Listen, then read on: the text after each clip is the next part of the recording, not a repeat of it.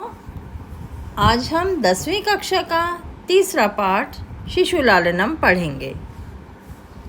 प्रस्तुत पाठ कुन्दमाला इति नाम्नो दिङ्नाङ् विरचितस्य संस्कृतस्य प्रसिद्धनाटकग्रन्थस्य पञ्चम अङ्कात् सम्पादनं कृत्वा सङ्कलितो अस्ति।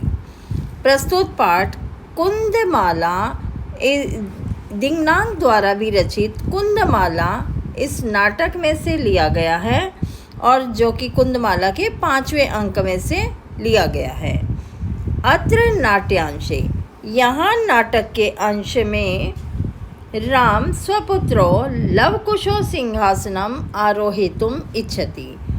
यहाँ नाटक के अंश में राम अपने पुत्रों, स्वपुत्रों, अपने पुत्रों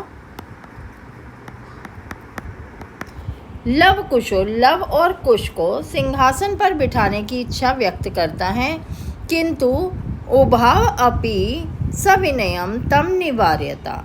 लेकिन वे उभव दोनों कौन? लव और कुश। लेकिन दोनों विनयपूर्वक उन्हें मना करते हैं। निवार्यत का अर्थ होता है मना करना। निवार्यत का क्या अर्थ होता है? मना करना।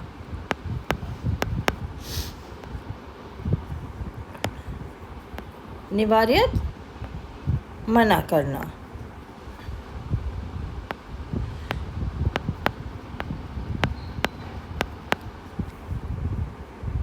राम उभयो रूपलावण्यं दृष्ट्वा मुग्धः सन् स्वक्रोडे गृह्णति। राम उभयो दोनों का, किन दोनों का? लव और कुश का। रूप लावण्यम, रूप सुंदरता। लावण्य किसे कहते हैं? सुंदरता। राम दोनों की सुंदरता को देखकर मुग्ध हो जाते हैं और क्रोड़े कहते हैं गोद, अपनी गोद में बिठाना चाहते हैं। किसे बिठाना चाहते हैं गोद में? लव और कुश को। पाठे अस्मिन् शिशु वात्सल्य मनोहारी वर्णनम विद्यते। इस पाठ में, अस्मिन् होता है इस पाठ में शिशु का स्नेह का मनोहारी वर्णन विद्यमान है। अब ये नाटक है और नाटक रंगमंच पर हो रहा है, ठीक है। सिंहासनस्थः राम कहाँ पर हैं? सिंहासन पर बैठे हैं। ततः प्रविशता विदूषकेन उपदिश्य मार्गौ तापसो लवकुशो। तब प्रवेश करते हैं विदूषक तपस्वियों को तथा लवकुश को मार्ग का निर्देश करते हुए, क्योंकि जो तपस्वी और लवकुश पहली बार अयोध्या आए थे, तो वो जो विदूषक है वो उन्हें मार्ग दिखा रहे हैं, मार्ग बता रहे हैं। विदूषक इतः आर्यो, हे आर्यो, इधर लवकुशो रामम उपसृत्य प्रणम्य च। लव और कुश दोनों राम के पास जाकर, उपसृत्य का अर्थ है समीप जाकर, पास जाकर और प्रणाम करके। अपि कुशलम महाराजस्य, क्या महाराज कुशल हैं? राम युष्मद् दर्शनात् कुशलम इव, तुम्हारे दर्शनों से और भी कुशल। भवतो किम वयमत्र कुशल प्रश्नस्य भाजनम एव, क्या हम सब, वयम अत्र, वयम का अर्थ है हम सब और अत्र का अर्थ है यहाँ, हम सब यहाँ। कुशल प्रश्न से भाजना में केवल कुशलता का प्रश्न पूछने के पात्र हैं। न पुनरतिथि जन समुचितस्य कंठश्लेषस्य परिष्वज्य अहो हृदयग्राही स्पर्श। तो राम कहते पुनरतिथिर समुचितस्य, जो अतिथि के लिए उचित है, कंठश्लेषस्य, उन्हें अपने गले लगाते हैं। अहो हृदयग्राही स्पर्श, कितना हृदय को छूने वाला स्पर्श है। अर्ध आसनार्ध उपवेश्यति, आधे आसन पर बिठाना चाहते हैं। आधे आसन पर बिठाना चाहते हैं। किसको बिठाना चाहते हैं? बिठाना चाहते हैं। और कौन बिठाना चाहते हैं? राम। और किसे बिठाना चाहते हैं? लव और कुश को।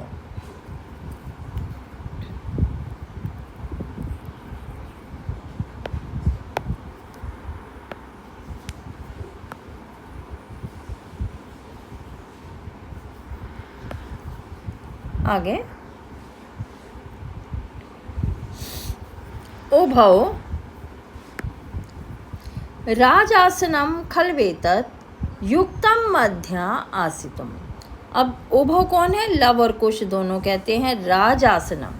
राजासनम आसन कहते हैं सिंहासन को, और यहाँ किसका आसन है? राजा का सिंहासन। राजा का सिंहासन, कि वो ये कहते हैं कि राजा का सिंहासन है और यहाँ हमारा बैठना उचित नहीं। राम सव्यवधानम न चारित्य लोपाए तस्माद अंक व्यवहित मध्यस्थाम सिंहासनम। राजा सिंहासन के अतिरिक्त उन्हें गोद में बिठाना चाहता है। अंकम उपवेश्यति, कहते सिंहासन पर नहीं, आप कहाँ बैठो? गोद में। कहाँ बैठाना चाहता है बालकों को? गोद में। उभौ अनिच्छाम नाट्यते, अनिच्छा का नाटक करते हैं, यानी जो दोनों लव और कुश हैं वो ये नहीं चाहते कि हम राजा की गोद में बैठें। राजा अलम अति दाक्षिणेन, तो अलम का अर्थ होता है बेटा बस करना, मना करना, कि किसी को मना करना कि ये काम मत करो, बस करना, बस करना या मना करना। तो लव कुश कहते हैं अत्यधिक अलम इति दाक्षिणेन, यह जो अधिक स्नेह है ये रहने दो। राम अलम अति शालीनतया, तो राम भी कहते हैं कि ये जो ज़्यादा शालीनता है वो भी रहने दो। आगे भवती शिशु जना वयो अनुरोधात गुणम महताम अपि लालनीयम एव वर्जति हिम करो अपि बाल भावात पशुपति मस्तक के केतक छदत्वम। तो राम कहते हैं कि जो शिशु होते हैं, शिशु अर्थात बालक, बालक बड़ों के द्वारा स्नेह के पात्र होते हैं। बालक सदैव ही स्नेह का पात्र होता है। गुण महत्यम लालनीयम एव, तथा वह अपने गुणों के कारण लालनीय होता है। लालनीय स्नेह करने योग्य है, प्यार करने योग्य होता है। वज्रति हिम करो अपि बाल भावात पशुपति मस्तके केतक छदत्वम। जो हिमकर है, हिमकर किसे कहते हैं? चंद्रमा।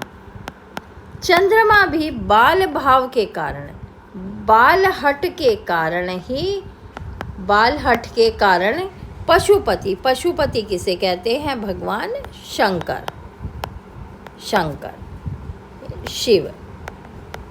जो चंद्रमा भी बालहट के कारण भगवान शंकर के मस्तक पर, मस्तक है माथे पर, केतक छदत्वतम, केतकी के पुष्प के समान सुशोभित होता है। अब देखिए इस पाठ में हमने ये पढ़ा कि जो मुनि कुमार हैं वो लव और कुश को लेके आते हैं। लाने के बाद वो राजा उनसे कहते हैं कि क्या केवल हम प्रणाम के ही योग्य हैं? तो गले मिलते हैं, बालकों से भी, मुनि कुमारों से भी गले मिलते हैं राम। तो उनसे गले मिलने के पश्चात जो राम है वो अद्भुत स्नेह का अनुभव करते हैं। वो कहते हैं कि इनका स्पर्श है वो कितना मन को छूने वाला है। ये जानकर फिर वो बालकों को, लव और कुश को अपने सिंहासन पर अपने साथ बिठाना चाहते हैं, और फिर ये कहते हैं कि नहीं, सिंहासन पर नहीं, आप गोद में बैठिए। लेकिन जो बालक हैं, अब वो पहली बार अनजान व्यक्ति से मिले थे, तो वो ये कि अपने आप को अनकंफर्टेबल महसूस करते हैं, तो वो मना कर देते हैं श्री राम को कि गोद में हम नहीं बैठना चाहते हैं। लेकिन जो राम है वो उन्हें कहते हैं कि बालक जो होते हैं वो स्नेह के पात्र होते हैं, बच्चे बड़ों के द्वारा स्नेह के पात्र होते हैं। और किस प्रकार पात्र होते हैं? जिस प्रकार चंद्रमा बालहट के कारण ही भगवान शंकर के मस्तक पर केतक के पुष्प के समान विराजमान है। राम एषा भवतो सौंदर्य अवलोक जनिते कौतूहलेन पृच्छामि क्षत्रिय कुल पितामहो सूर्य चंद्रयो कोवा भवतो वंशस्य कर्ता। राम कहते हैं मैं आप दोनों के सौंदर्य को देखकर कौतूहल होता है जिज्ञासा। कौतूहल क्या होता है? जिज्ञासा, हमारे अंदर जानने की इच्छा हो। मैं कौतूहलवश आपसे पूछता हूँ कि क्षत्रिय कुल के वंश पितामह, यानी कि जो क्षत्रिय कुल की उत्पत्ति है वो 2 वंशों से हुई है, सूर्यवंश और चंद्रवंश। तो कहते हैं कि आप क्षत्रिय कुल के पितामह सूर्यवंश या चंद्रवंश, आप दोनों का वंश का कर्ता कौन है? यानी कि आप दोनों सूर्य या चंद्रमा कौन से वंश में से उत्पन्न हुए हो? लव, भगवान सहस्र अदिति। सहस्र अदिति किसे कहा जाता है? सूर्य को। तो जो लव है उत्तर देते हैं कि कौन से वंश से हम उत्पन्न हैं? सहस्र अदिति। सहस्र अदिति किसे कहते हैं? सूर्य को। राम, कथम अस्मान नाभि जनो समृतो। हमारा जो वर्णन है वो तो समान है, यानी जो राम थे वो भी सूर्यवंश में उत्पन्न हुए थे। विदूषक, किम द्वैरिकमेव प्रतिवचनम। क्या तुम दोनों का एक ही वचन है? अब 2 बालक हैं तो विदूषक दोनों से पूछते हैं, मान लो लव सूर्यवंश में से उत्पन्न हुए हैं तो क्या कुश भी सूर्यवंश में उत्पन्न हुए हैं? क्या दोनों का एक ही उत्तर है? लव, भ्रातार आवाम सौहृदय। हम क्या हैं? दोनों सगे भाई हैं। सहोदर कहते हैं सगे भाई जो एक उदर में लेटे हुए हो। उदर यानी जिन्होंने एक माता से जन्म लिया। तो वो लव कहता है हम क्या हैं? सगे भाई हैं, सहोदर हैं। राम, समरूपा शरीर सन्निवेश। तुम्हारे शरीर की रचना तथा वेशभूषा समान है। वया अस्तु किंचिद न अनंतरम। और आयु में भी कुछ अंतर नहीं। वया किसे कहते हैं? आयु। आयु में भी कुछ भी अंतर नहीं। किसकी आयु में कुछ अंतर नहीं? लव और कुश की में। आवाम यमलो। आवाम हम दोनों। हम दोनों कौन? लव और कुश। हम दोनों क्या है? यमलो। यमलो कहते हैं जुड़वा। हम दोनों कैसे हैं? जुड़वा। राम, संप्रति युज्यते किम नाम ध्येयम। तो तुम्हारा नाम क्या है? लव, आर्यस्य वंदनाया लव इत्यामानम श्रावयामि। कहते जो आर्य की वंदना में है, आर्य से बात कर रहा है, वह लव है। इत्य आत्मा नाम श्रावयामि, जिसे आप सुन रहे हैं। कुशम निर्दिश्य आर्यो अपि गुरु चरण वंदनायाम। अब कुश को निर्देश करके, कुश को बताकर आर्य के चरणों में वंदना करने वाला कुश। अब जो लव है कुश की तरफ इशारा करते हैं कि अब जो आर्य से बात कर रहा है वो कुश।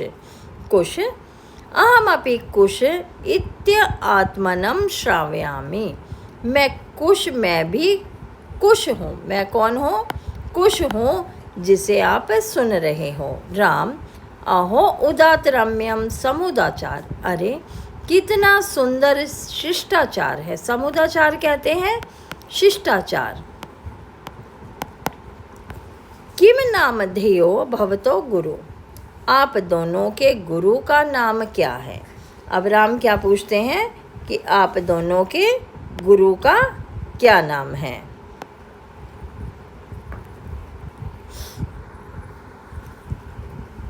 आप इतना बेटा आपको पढ़ा है ये लेसन आपने, तो इतना सभी को समझ आ गया। अब आगे लव, ननो भगवान वाल्मीकि। निश्चय ही भगवान वाल्मीकि। राम, केन संबंधेन, किस संबंध से? लव, उपनयनो उपदेशेन, उपनयन संस्कार के द्वारा। राम, अहम अत्र भवतो जनक नामतो वेदितुम इच्छामि। मैं यहाँ आप दोनों के जनक का नाम जानना चाहता हूँ। जनक किसे कहते हैं बेटा? पिता। मैं आप दोनों के पिता का नाम जानना चाहता हूँ। लव, ना ही जानाम अम्यम नामधेयम, हम उनका नाम नहीं जानते। ना कश्चिद अस्मिन् तपोवने तस्य नाम व्यवहृति, और ना ही इस तपोवन में कोई उनके नाम को व्यवहार में लेता। व्यवहार में लेना है आम बोलचाल में। आम बोलचाल में जैसे डेली हम नाम लेते हैं, जो पेरेंट्स है अपने बच्चों का नाम लेते हैं, तो हमें पता चल जाता है हमारी मम्मी का नाम ये है, पापा का नाम ये है। तो वो बच्चे हैं वो ये कह रहे हैं कि इस तपोवन में कोई भी व्यवहार में उनका नाम नहीं लेता। राम अहो महात्यम, बड़ी अजीब बात है। कुश जानाम अहम तस्य नामधेयम, अब कुश कहते हैं कि मैं जानता हूँ उनका नाम। राम कथ्यताम, तो कहो। कुश निरअनुक्रोशो नाम, उनका नाम क्या है? निर्दयी। क्या नाम बताते हैं कुश अपने पिता का कि उनका नाम क्या है? उनका नाम है निर्दयी। क्या नाम बताते हैं? निर्दयी। राम वयस्या पूर्व खलु नाम, निश्चय ये तो बड़ा अपूर्व अद्भुत नाम है। विदूषक विचार कर। एवं तावत पृच्छामि, तो मैं इनसे पूछता हूँ, निरानुक्रोश इति काइव भणति, निर्दयी उन्हें कौन कहता है? कुछ अम्बा, अम्बा किसे कहते हैं? माता। तो अम्बा की पर्यायवाची क्या है? माता, जननी, अम्बा, तो कहते हैं माता कहती हैं। कुश विदूषक किम कुपिता एव भणति उत प्रकृतिस्तथा, क्या तुम्हारी माता क्रोधित, कुपिता का अर्थ होता है क्रोधित होने पर कहती हैं, या प्रकृतिस्थ नेचुरल यानी कि डेली घर में इसी प्रकार से बोलती हैं। कुश यद्यवयो बाल भाव जनितम किंचिद अविनयम पश्यति तदा एवं अधिक्षपति निरअनुक्रोशस्य पुत्रो माँ चपलम इति। तो कुछ कहते हैं यदा वयम, जब हम दोनों बाल भाव जनितों, बचपन की में किसी प्रकार से अविनय करते हैं। अविनय का मतलब है उद्दंडता, उद्दंडता अर्थात कभी हम बाल हट के कारण शरारत करते हैं। पश्यति एवं, तो वह हमें डांटती हुई कहती है, निर्क्रोशस्य पुत्रो माँ चपलम इति, निर्दयी के पुत्रों शरारत मत करो। यानी कुछ कह रहा है कि जब कभी भी हम दोनों भाई बचपन के कारण कभी अविनय करते हैं, उद्दंडता करते हैं, शरारत करते हैं, तो हमारी माता कहती है कि निर्दयी के पुत्रों शरारत मत करो। विदूषक एत्योर आदि पितुर्निर अनुक्रोश इति नामधेयो एतयो जननी तेन अवमानिता निर्वासिता एतेन वचनेन दारको निर्भर्त्यसति। विदूषक कहते हैं कि इनके पिता ने इनकी माता को अपमानित किया है या निर्वासित किया है, जिसके कारण यह इस प्रकार के वचनों से पुत्रों को प्रताड़ित करती है। राम स्वगतम, अपने मन में, धिक माम एव भूतम, धिकार है मुझे, सा तपस्वनी। अब ये सा शब्द किसके लिए आया? सीता, सीता या जो इन बच्चों की माता है। सा तपस्वनी मत कृते अपराधेन स्वा अपत्यमेव, अपत्य कहते हैं संतान, अपने बच्चों को, अपनी संतान को, कि मेरे अपराध के कारण वह अपनी संतान को मन्योर्भय रक्ष निर्भर्त्यसंति, कि वह मेरे अपराध के कारण वह अपने बच्चों को प्रताड़ित करती है, यानी निर्दयी की संतान कहती है। सवाष्पम अवलोक्यति, वह अश्रुपूर्ण नेत्रों से देखता है। कौन देखते हैं? राम। राम अति दीर्घम प्रवासोयम दारुणश, कितना दीर्घ प्रवास और कष्टकारी प्रवास था यह वनवास। विदूषम अवलोक्य जानन्तिकम, विदूषक की ओर देखकर, कौतूहलयन विष्टो मातरम मन्यो नाम तो वेदितुम इच्छामि। ये अब विदूषक भी जान जाते हैं और वो जिज्ञासा से कहते हैं कि मैं इनकी माता का नाम जानना चाहता हूँ। न युक्तम च स्त्रीगतेन उक्तम विशेषतो तपोवने तत् को अत्र अभ्यु उपाय। तो अब राम कहते हैं कि स्त्री के विषय में जानना ठीक नहीं, और विशेषकर कैसी स्त्री के बारे में जो कि तपोवन के में रहती है। को अत्र अभ्यो उपाय, तो इसके अतिरिक्त और क्या उपाय हो सकता है।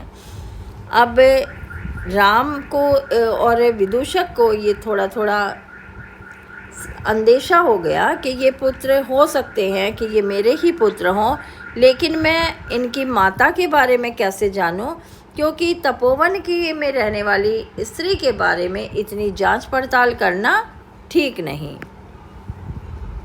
विदूषक जानतिकम अहम पुनः पृच्छामि। विदूषक कहता है कि मैं पुनः पूछता हूँ, पुनः है दोबारा, मैं दोबारा पूछता हूँ। प्रकाशम प्रकट रूप में कि मैं नामधेया युवयो जननी, युवयो तुम दोनों की माता का नाम क्या है।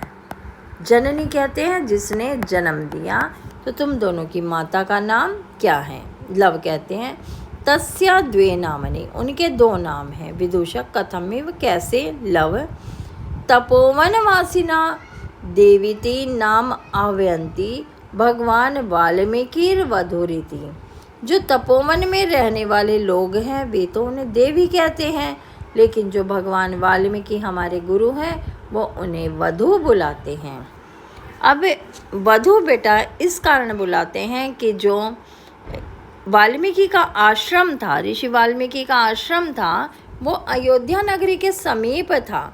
तो अयोध्या नगरी उन्हीं की नगरी में आती थी, तो इस कारण से वो जो सीता थी अयोध्या की वधू थी, तो इसी कारण जो वाल्मीकि थे उन्हें वधू कहकर पुकारते थे।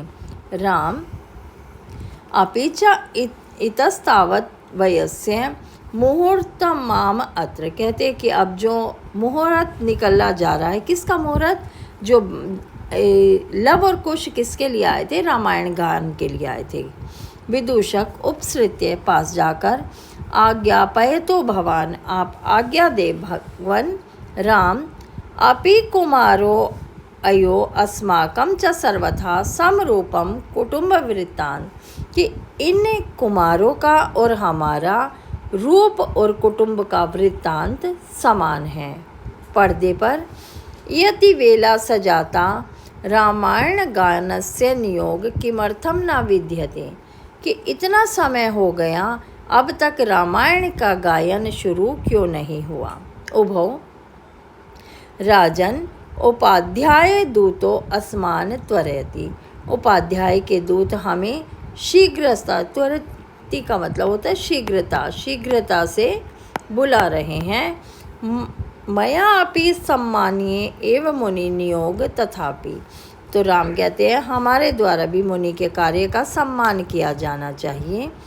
भवन्तो गायन्तो कविरपि पुराणो व्रत निर्धिर गिराम संदर्भो प्रथम अवतीर्णो वासुमतीव कथाम चेयम शलाघा सरसिरुहासनम नियतः पुनाति श्रोता रम्यति यशो अयम परिकरः। वयस्य अपूर्व अयम मानवानां सरस्वत्या अवतारा तदहं सुहृद जन साधारणं श्रोतुम इच्छामि सन्धीयतां सभासद प्रेषद अस्माद् अंतिकं सौमित्रम् अहम अपि चिराद आसन्न परिखेदम विहरणम कृत्वा अपनयामि। इसमें ये कहा गया है कि जब तक इस पृथ्वी पर पृथ्वी है तब तक जो रामायण की कथा है वह प्रशंसनीय तथा लोगों के द्वारा सुनी जाएगी। अब अपूर्व अयम मानवानाम सरस्वती अवतारः, यह मानवों के अवतार यानी से मानव रूप में सरस्वती के अवतार अद्भुत है। तद अहम सुहृद जन साधारणम श्रोतुम इच्छामि, जो कि समान साधारण मन वाला भी इनको सुनना चाहता है। सन्निधीयताम सभासदा, सभासदों के निकट जाता है। प्रेष्याद अंतिकम सौमित्रम, और जो लक्ष्मण हैं श्री सौमित्र कहते हैं लक्ष्मण, राम लक्ष्मण के निकट जाकर लक्ष्मण को अपने निकट बुलाकर अहम अहम परिखेदम विहरणम कृत्वम अपनयामि, यानी मैं अब काफ़ी देर से थकावट का अनुभव कर रहा हूँ। इति निष्क्रांतः सर्वे, यह कहकर सभी निकल जाते हैं। तो बेटा आपको ये वीडियो कैसी लगी? अगर अच्छी लगे तो लाइक सब्सक्राइब अवश्य करें। अगली वीडियो में मैं इसी पाठ का अनुवाद कर अभ्यास कार्य करवाऊंगी। धन्यवाद।